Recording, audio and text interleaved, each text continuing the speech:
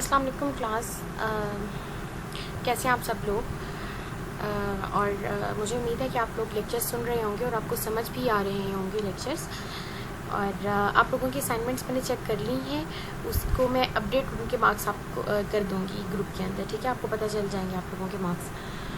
और अच्छा, एक स्टूडेंट्स मैंने एक बात कहनी थी कि जिस तरह आप लोग जो आपकी जो क्यूरीज होती हैं और जो आप क्वेश्चंस पूछ रहे होते हैं, तो ये नहीं है कि मैं आपको ये कह रही हूँ कि आप मुझे जिस मैसेज करें मुझे बुरा लगता है, सेपरेट में मैसेज करें, मुझे लिटरली बिल्कुल भी बुरा नहीं लगता, बल्कि बहुत अच्छा लगता है कि आप इतने अपनी इंडल्ज हो गए अपनी स्टडीज़ के अंदर। मुझे बहुत इस चीज़ को लेके अच्छा लगता है।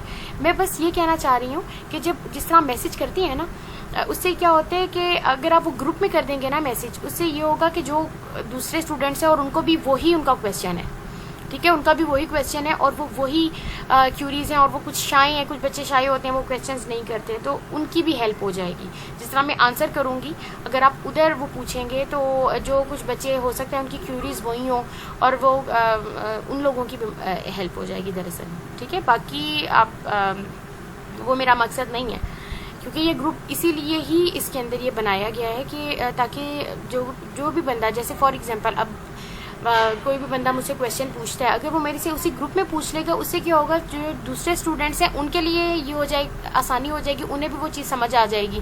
क्योंकि बहुत से बच्चे हैं जो क्वेश्चंस नहीं पूछते, ठीक है? और असल में उन्हें क्यूरीज हो रही होती हैं, पता नहीं वो शाय हैं क्यों नहीं क्वेश्चंस पूछते, तो एटलीस्ट उनको भी बेनिफिट हो जाएगा, तो ठीक है? बाकी मुझे बहुत अच्छा लगता है कि आप क्वेश्चंस पूछ रहे हैं। Okay, now coming to the lecture. आज है हमारा इनवॉलेंट्री मूवमेंट्स, ठीक है? और ये लेक्चर की आउटलाइन है। इसके अंदर हम पढ़ेंगे reflex movement, reflex arc, stretch reflex, writing reflex, ठीक है? And basically effects and uses of reflex movements, ये हम पढ़ेंगे। अच्छा, रिफ्लेक्स मूवमेंट जो है ना, ये इनवॉलेंट्री इन कैरेक्टर है। कैसे? मतलब आपका खुद कंट्रोल में नहीं है, ठीक है? और मोस्टली क्या है, अननोटिसेबल रहती है ये। देखें फॉर एग्जांपल, अब जैसे हम कोई सोचते तो नहीं है ना कि जैसे अब हमारा हाथ आग पे जल रहा है और हम सोच रहे हैं कि मैं उठाऊं या ना उठाऊं, ठीक है? ये सोचने का तो हम टाइम नहीं लेते ना कि हम सोचें। ये कितना क्विक रिस्पॉन्स होता है कि विद इन सेकेंड्स आप लेते हैं, सेकेंड्स में हो जाता है, ठीक है? और ये रिफ्लेक्स मूवमेंट ऐसे करके होती है, फॉलो करती है, ये रिफ्लेक्स आर्क को फॉलो करती है। वो मैं आपको बताऊंगी आगे क्या है रिफ्लेक्स आर्क। फिजियोलॉजी में तो वैसे आपने बहुत डीप पढ़ा होगा, इसमें alpha motor, gamma motor neurons और ये सब चीज़ें। अगर नहीं पढ़ा तो आप लोग पढ़ेंगे, वैसे मुझे उम्मीद है कि पढ़ लिया होगा, ठीक है? तो लेकिन वो अब ये हम फिजियोलॉजी इधर नहीं स्टार्ट कर सकते रिफ्लेक्स आर्क की, क्योंकि ये बहुत बड़ा टॉपिक हो जाएगा और ये मेरा टॉपिक भी नहीं है, फिजियोलॉजी का टॉपिक होगा, ठीक है? तो लेकिन मैं आपको बेसिकली सारा बताऊंगी कि रिफ्लेक्स आर्क क्या है। अच्छा, तो इसमें ये होता है कि रिफ्लेक्स आर्क जो होती है ना, मोस्टली मतलब ऐसा होता है कि कुछ एनिमल्स और जिस तरह हम लोगों में भी ये मतलब ब्रेन में पहुंचने से पहले ही आपका जो है ना ये काम भी हो जाता है। कैसे? क्योंकि वो स्पाइनल कॉर्ड में उसके स्पाइनल कॉर्ड आपके जो एफरेंट फाइबर्स हैं सेंसरी, वो आपके स्पाइनल कॉर्ड में जाते हैं। स्पाइनल कॉर्ड से, ठीक है, फौरन वो इफरेंट, ठीक है, मोटर रिस्पॉन्स आ जाता है, ठीक है?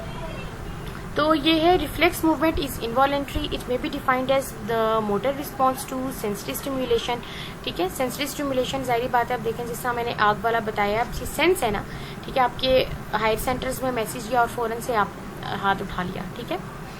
रिफ्लेक्स मूवमेंट्स आर, अच्छा, कभी कभी ना रिफ्लेक्स आर को एक्टिव उसके अंदर भी डाल देते हैं, कह देते हैं कि एक्टिव मूवमेंट के टाइप के अंदर इसको रिफ्लेक्स आर्क को डाल देते हैं, लेकिन उसका ये नहीं होता कि ये एक्टिव इस वजह से कह देते हैं उसे कि जिस तरह ये मोटर एक्टिविटी हुई है ना, जो आप फॉर एग्जांपल जैसे आपका हाथ जल रहा है और आपने हाथ उठाया है, वो ऐसे करके हाथ उठाया है, ये जो हाथ उठाने वाला काम है ना, मोटर एक्टिविटी, ये इस चीज को अक्सर कभी कभी उसके अंदर डाल देते हैं, लेकिन बेसिकली इट्स इनवॉलेंट्री, आपके अपने कंट्रोल में नहीं होता। वो जो एक्शन है ना, मोटर एक्टिविटी, दरअसल उसे कभी कभी कह देते हैं।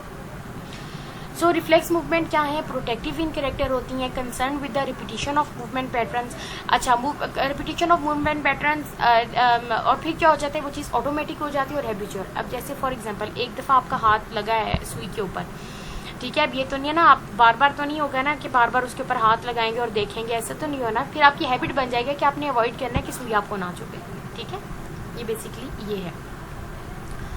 अच्छा, रिफ्लेक्स मूवमेंट में stimuli which give rise to reflex movement do not usually gain conscious recognition. ये मैंने आपको पहले ही बताया कि कैसे कॉन्शियस रिकग्निशन, क्योंकि वो इतना क्विक ये रिस्पॉन्स होता है, ठीक है, वो अननोटिसेबल ज़्यादातर होता है।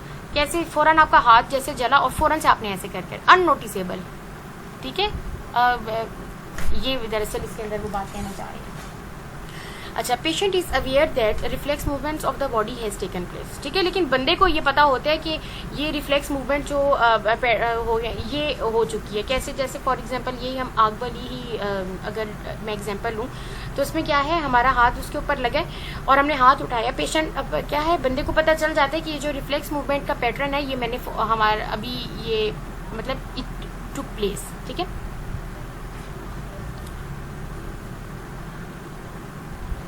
अच्छा, रिफ्लेक्स आर्क, इसके क्या है, pathways of impulses which give rise to reflex activity. अच्छा, कंसिस्ट ऑफ बेसिक क्या है, ट्यू न्यूरॉन्स होते हैं, एक एफरेंट होते हैं, ठीक है, जो सेंसरी रिसेप्टर ऑर्गन है, और वो क्या करते हैं, यहाँ से आपके हायर सेंटर्स की तरफ लेके जाएंगे मैसेज, और इफरेंट न्यूरॉन जो कि सीएनएस उन्हें मैसेज देगा।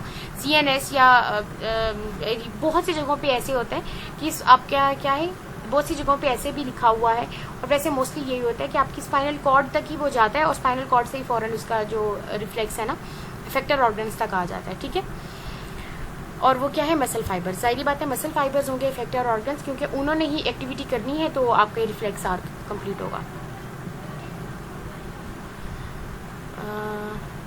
अब ये देखें, ये रिसेप्टर है, उसने रिसीव किया। अगर हम पिक्चर देखें तो इसमें क्या है, सेंसरी न्यूरॉन्स हैं, वो आपके ये यहाँ तक मैसेज लेके गए आपके हाइट सेंटर्स तक। ठीक है, फिर उधर से क्या हुआ, वहाँ से आपका इफरेंट जो नर्व्स हैं वो आपके मैसेज लेके जा रही हैं मसल्स तक, और फिर एक्टिविटी होगी। बेसिकली रिफ्लेक्स आर्क की जो है ये 5 कंपोनेंट्स होती हैं। एक इसके अंदर क्या है, रिसेप्टर है, एक एफरेंट न्यूरॉन है, ठीक है, फिर जहाँ पे रिले सेंटर है वो है, एक इफरेंट आपका न्यूरॉन है, और दूसरा आपका क्या होता है, आपका जो और अफेक्टर ऑर्गन है, मसल्स जो हैं वो होंगे। बेसिकली इसके 5 कंपोनेंट्स होते हैं। आगे मैंने स्लाइड में डाला भी हुआ है ये, ठीक है, ये बात मैंने पहले ही बता दी है कि रिफ्लेक्स आर्क क्या है, चेन ऑफ न्यूरॉन्स हैं जो कि कनेक्टेड हैं एक दूसरे से। ठीक है, और ये कहाँ पे, ये एफरेंट और इफरेंट न्यूरॉन्स के दरमियान में ये बेसिकली ये रहते हैं न्यूरॉन्स। ठीक है, reflex activity can be stimulated and use to improve. अब क्या है, जाहिर बात है, अगर रिफ्लेक्स एक्टिविटी, इसकी क्या इंपॉर्टेंस है, इसकी इंपॉर्टेंस ये है कि इम्प्रूव करती है आपकी मूवमेंट को, इम्प्रूव करती है आपकी मूवमेंट को, फैसिलिटेट करती है। अब फॉर एग्जांपल ऐसे होता है कि आप पोस्चर गिर रहे हैं, ठीक है, अब ऐसा तो नहीं होगा कि आप गिर रहे हैं और आप गिरते ही चले जाएंगे। आप की बॉडी में जो मैकेनिज्म है, जो रिफ्लेक्स, अच्छा ये जो मैं एग्जांपल सुई और इसकी दी है आँख, ये तो मैंने वैसे एक जनरली एग्जांपल दिया ना, लेकिन रिफ्लेक्स एक्टिविटी हमारी बॉडी में हर चीज, तकरीबन हर चीज़ में अगर देखें हम उसे नोटिस करेंगे। जैसे फॉर एग्जांपल अगर हम गिर रहे हैं, हम कैसे हमारी जो रिफ्लेक्स एक्टिविटी, जो इस तरह हमारी डिफरेंट रिफ्लेक्स, खाली एक तो रिफ्लेक्स नहीं है ना हमारे अंदर, राइटिंग रिफ्लेक्स है, फिर पोस्चरल रिफ्लेक्स है। ठीक है, तो ये क्या होता है, फ़ौरन से हमारी बॉडी के अंदर ये कैपेबिलिटी है कि वो वापस अपनी जो प्रीवियस पोजीशन है उसे गेन करती है। अब ऐसा नहीं होता कि बंदा गिर रहा है तो वो कहे नहीं अब मैं गिर रहा हूँ तो मैं गिर ही जाऊँ, ऐसा नहीं होता। फ़ौरन से आपके क्या होते हैं, आपकी रिफ्लेक्स एक्टिविटी एक्टिवेट हुई है बॉडी में, और आप फ़ौरन से अपना पोस्चर जो है वो मेंटेन करेंगे, दोबारा अपनी प्रीवियस पोजीशन में आने की कोशिश करेंगे। ठीक है, ये आगे मैंने लिखा है बाकायदा कि a reflex action is an automatic and rapid response to a stimulus which minimizes any damage to the body from potentially harmful conditions such as touching something hot, or reflex actions are therefore essential to the survival of many organisms। ठीक है, without reflex action जाहिर बात है difficult होगा survive करना। क्यों difficult होगा, अब जैसे कुछ पेशेंट्स होती हैं कि उनके अंदर ये सेंस नहीं है। ठीक है, जैसे कुछ लोगों में क्या होता है, जल रहे, उनका जल रहा है तो जल रहा है, पता ही नहीं चल रहा कि मेरा हाथ जल रहा है, फलाएं। ठीक है, ये इतनी इंपॉर्टेंस है इस चीज़ की, क्योंकि उनका वो क्या है, ये चीज़ डिस्टर्ब हुई है, उन्हें पता ही नहीं है, फीलिंग ही नहीं है उन्हें। ठीक है, तो ये एबनॉर्मेलिटी है। कंपोनेंट्स ऑफ रिफ्लेक्स एक्शन मैं बता चुकी हूँ ये इसके क्या है, रिसेप्टर्स हैं जिसे सेंसरी ऑर्गन कहेंगे। फिर एफरेंट न्यूरॉन्स, एफरेंट क्या है, जो लेके जा रहे हैं सेंटर तक। अब वो स्पाइनल कॉर्ड हो सकता है, वो आपका हायर सेंटर्स हो सकते हैं, ठीक है। और फिर क्या है, वहां से जो मैसेज वापस आया, efferent neurons and effector organ, ठीक है। अफेक्टर ऑर्गन क्या है, वो हमारे मोस्टली हमारे मसल फाइबर्स, मसल्स ही हैं, जाहिर बात है, क्योंकि मसल एक्टिविटी करेंगे तो मतलब हमारा जो रिफ्लेक्स सेक्शन है वो कंप्लीट होगा। अच्छा, स्ट्रेच रिफ्लेक्स जो है उसे मायोटेटिक रिफ्लेक्स भी कहते हैं। इसके बारे में मैंने आपको पहले भी बताया था कि जैसे फौरन हम किसी मसल को स्ट्रेच करते हैं तो उसकी कैपेबिलिटी और इंक्रीज हो जाती है, वो उतने ही अच्छे तरीके से क्या करता है, दोबारा उसकी कॉन्ट्रैक्शन, हमने तो इस वे में से पढ़ा था ना, उसकी कॉन्ट्रैक्शन जो होगी वो फिर और स्ट्रॉन्ग होगी, अच्छी होगी।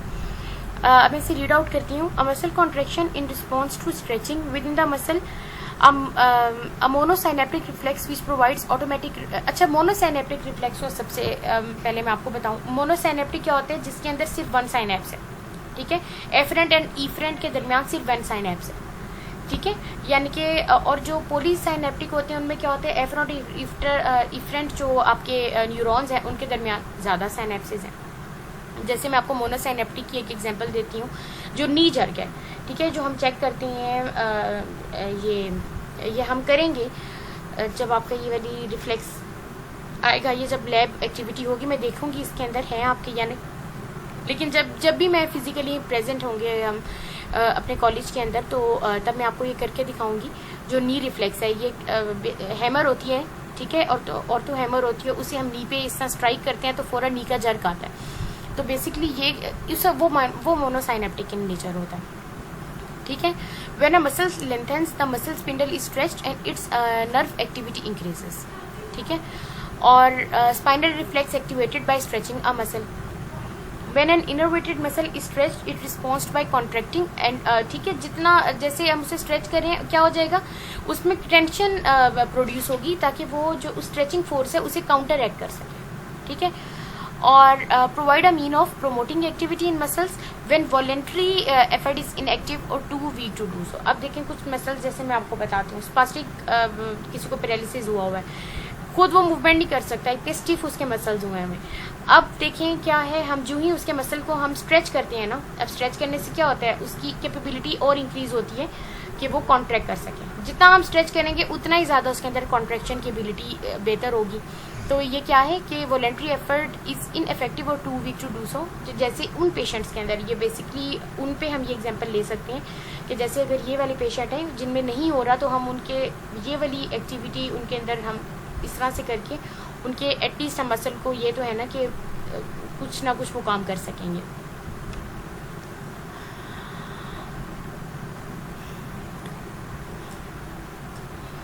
अच्छा, quick stretching stimulates the muscle spindles which are proprioceptive receptors so that they discharge impulses which reach efferent organs by monosynaptic। ये मैं पहले ही आपको बात डिस्कस कर लिया।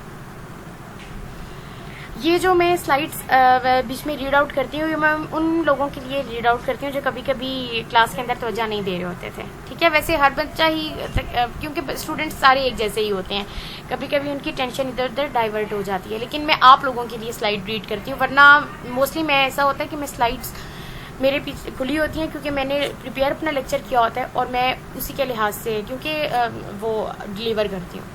सो आप इस चीज़ को बहुत ज़्यादा कंसंट्रेशन के साथ सुना करें कि अंदर मैंने क्या कंटेंट लिखा है।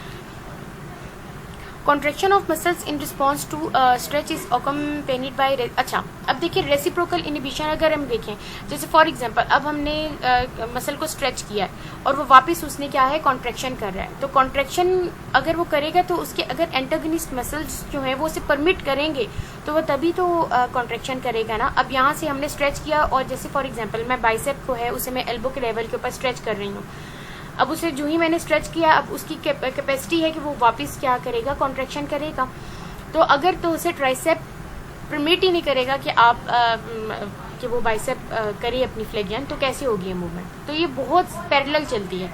जो ही आप स्ट्रेच करते हैं, ठीक है, तो क्या है, by reciprocal inhibition of antagonist muscles to permit movement, ठीक है। दूसरे मसल्स का रिलैक्स होना बहुत जरूरी है।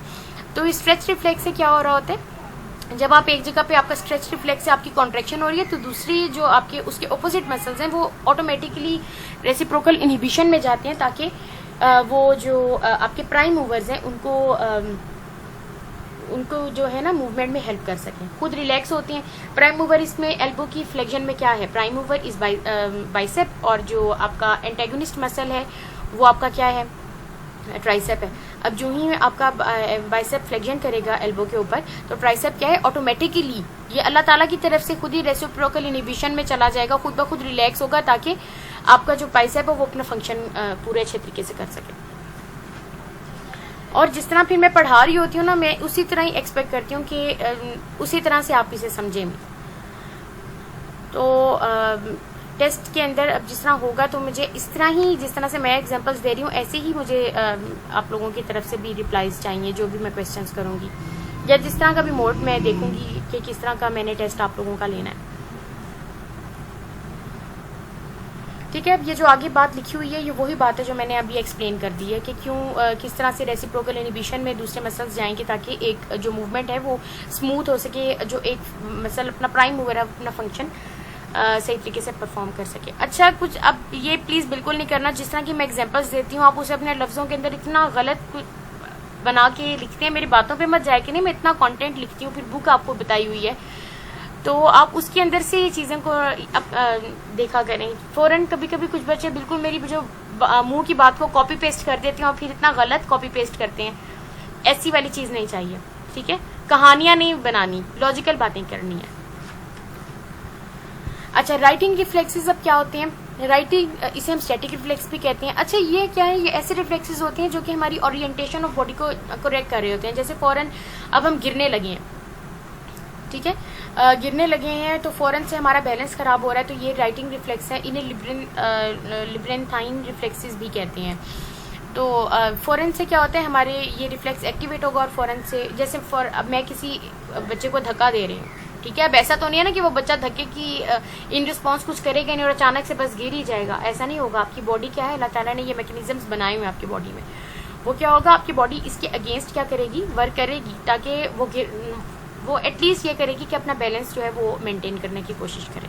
सो जो धक्का दिया है और उसके इन रिस्पॉन्स उसने अपनी बॉडी को सही किया है, this is basically writing reflex. अच्छा, ये develop after birth and remain for life, ठीक है, reflex that corrects the orientation of body, यही बात मैंने आपको बताई है।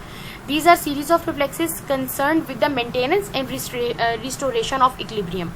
Pushing the patient off balance elicits a series of mass movement designed to restore balance and save him from falling. अच्छा, क्या होता है, अब जो फॉर एग्जांपल एक बंदा बेड रिडन है कोई 3-4 मंथ से, अब आहिस्ता आहिस्ता हम क्या कर रहे हैं, जब उसकी रिहेबिलिटेशन में ये वाली चीज़ आई है कि अब उसे हमने बेड से ऑफ करना है, तो क्या होता है, ठीक है, उसका बैलेंस जाहिर बात है थोड़ा सा क्या होता है, डिस्टर्ब होता है।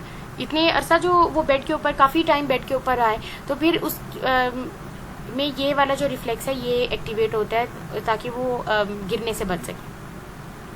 और फिर आहिस्ता आहिस्ता क्या होता है, 6 to 7 वीक्स लगते हैं उस पेशेंट को अपनी इस कंडीशन को, यानी कि ये जो अपना इक्विलिब्रियम को मेंटेन करने के लिए बेसिकली, ताकि वो वापस अपनी जो पुरानी जो कंडीशन है उसके ऊपर आने के लिए।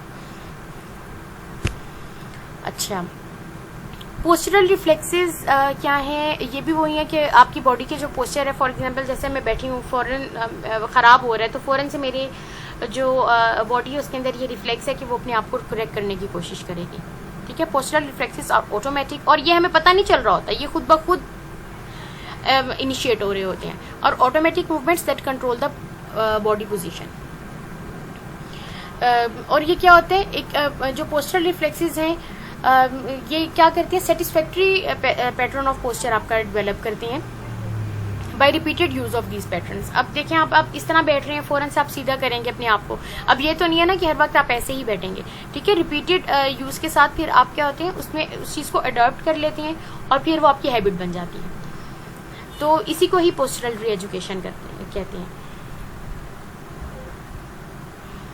अच्छा, अगर हम इनके इफेक्ट्स एंड यूजेस देखें रिफ्लेक्स मूवमेंट के, तो आपको ये खुद भी जाहिर बात है, अगर मैं ना भी ये लिखूं और ना पढ़ूं तो आपको खुद भी पता चल जाएगा कि रिफ्लेक्स मूवमेंट क्या कर रही है। आपका जाहिर बात है आपकी न्यूरोमस्कुलर एफिशिएंसी जो है उसको इम्प्रूव कर रही है, ठीक है, आपकी जॉइंट की जो नॉर्मल मूवमेंट है उसको भी ये बेहतर कर रही है। अब हो सकता है कि स्पैस्टिक पैरालिसिस, जैसे फॉर एग्जांपल एक बंदे को है बच्चा हम ले लेते हैं, स्पास्टिक उसे सीपी है, ठीक है, स्पास्टिक सीपी है, ये हम पढ़ेंगे। ये सीपी कंडीशन है, इसका मैंने वैसे हल्का सा आपको बताया भी था।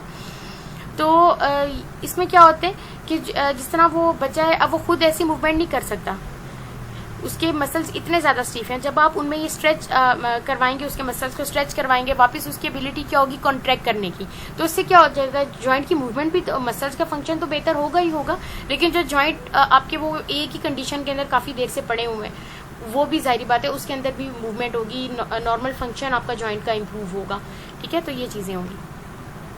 तो अगर हम देखें इसके इफेक्ट्स में, फर्स्ट हम पढ़ेंगे इनिशिएशन ऑफ रिफ्लेक्स मूवमेंट। जाहिर बात है इनिशिएशन ऑफ रिफ्लेक्स मूवमेंट है, आप किसी भी स्पास्टिक जैसे पैरालिसिस है, उसके आप बंदे के मसल को, जैसे फॉर एग्जांपल बाइसेप का ही मसल है, आप उसे स्ट्रेच कर रहे हैं, तो जाहिर बात है जब स्ट्रेच करेंगे तो स्ट्रेच रिफ्लेक्स तो उसके अंदर प्रोड्यूस होगा ना।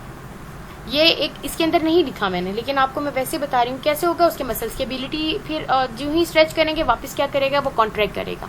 तो it provides a means of promoting activity of neuromuscular mechanism when voluntary effort is insufficient. अब वो बंदा खुद नहीं कर सकता मूवमेंट, ये वाली बाइसेप्स को नहीं, अपनी उसके एल्बो की फ्लेक्शन नहीं कर सकता, शोल्डर की फ्लेक्शन नहीं कर सकता, तो हम जब उसे इनवॉलंटरी ये करवाएंगे तो क्या होगा, उसके अंदर जाहिर बात है उसकी न्यूरोमस्कुलर मैकेनिज्म इंप्रूव होगा, उसकी एफिशिएंसी इंक्रीज होगी। जैसे in case of flaccid paralysis, brain damage to facilitate the initiation of movement and to combat the effects of inactivity, ठीक है। जॉइंट मूवमेंट की भी बात मैंने आपको बता दी है कि किस तरह से। अब जाहिर बात है एक बंदा पड़ा हुआ है एक ही जगह पे काफी अरसे तक, अब उसका जाहिर बात है उसकी सर्कुलेशन उस तरह से बेहतर नहीं होगी। हम चलते हैं, हमारी सर्कुलेशन ज़्यादा बेहतर होती है, काम हम रोज़मर्रा की एक्टिविटीज़ करते हैं, हमारी ब्लड की सप्लाई हमारे मसल्स तक अच्छी होती है, ठीक है। तो जब हम उसकी ये वाली मूवमेंट, ये वाला जिस तरह ये रिफ्लेक्स आर्क स्टिमुलेट होगी, तो क्या होगा, कॉन्ट्रैक्शन ऑफ मसल्स होंगे, movement of joint achieve during these movements, आपकी सर्कुलेशन भी अच्छी होगी मसल्स की तरफ। टेम्पोरेरी रिलैक्सेशन कैसे टेम्पोरेरी, अब देखें स्पास्टिक मसल्स जो है ना, जब उन्हें स्ट्रेच करते हैं, और मैंने आपको बताया था कि स्पास्टिसिटी का लिंक क्या है, वेलोसिटी के साथ है। अगर आप तेजी से उन्हें स्ट्रेच करेंगे तो उतनी ही ज़्यादा वेलोसिटी के साथ वो जाएंगे और ज़्यादा वो मसल्स टाइट हो जाएंगे, ठीक है। तो वेलोसिटी डिपेंडेंट होती है स्पास्टिसिटी। तो आपने जब जैसे अब मैं बाइसेप को उसके स्ट्रेच करने लगी, तो ऐसे मैं स्ट्रेच करूंगी तो मैं उसे होल्ड करूंगी 10 सेकेंड्स तक काउंट करूंगी, ठीक है, फिर वापस लेकर जाऊंगी, ठीक है, फिर मैं उसे स्ट्रेच करवाऊंगी, उसे 10 सेकेंड्स तक काउंट करूंगी, फिर वापस जाएगा, ठीक है। और दूसरे मसल जो उसके ऑपोजिट एंटेगोनिज्म में जो काम कर रहे हैं, वो क्या, रेसिप्रोकल इनर्वेशन के थ्रू, यानी कि वो रिलैक्स होंगे और आपकी परमिट करेंगे प्राइम मूवर की मूवमेंट के ऊपर। Provide the opportunity for the development of voluntary ability to perform movement in cases of spastic paralysis, ठीक है। जब ये हो जाएगा फिर आहिस्ता आहिस्ता वो मसल जाहिर बात है लर्न कर लेगा, उसके मसल में भी वो मैकेनिज्म्स डेवलप हो जाएंगे, ठीक है, और वो बंदा खुद भी लर्न कर लेगा, ठीक है। जब उसकी आहिस्ता आहिस्ता बेहतरी आएगी तो जाहिर बात है वो खुद भी इनिशिएट करने की कोशिश करेगा। So this is the end of lecture. आज का लेक्चर इतना बड़ा नहीं था और लेक्चर इतना क्या उससे टफ भी नहीं था, ठीक है। बस आपको पता है काइनेसोलॉजी जो है वो ज़्यादातर आपके कॉन्सेप्ट्स के ऊपर है, तो कॉन्सेप्ट्स अपने क्लियर करने की कोशिश करें।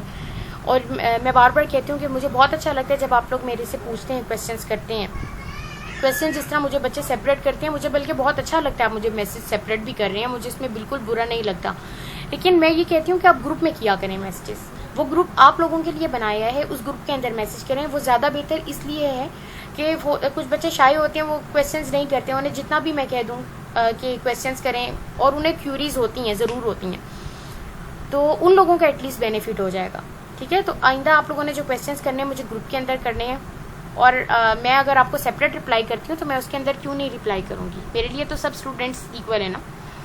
तो मुझे तो उनकी होती है कि वो क्वेश्चंस नहीं कर रहे, तो उन्हें उनकी भी हेल्प आउट एटलीस्ट हो जाए, उनकी भी हेल्प हो जाए।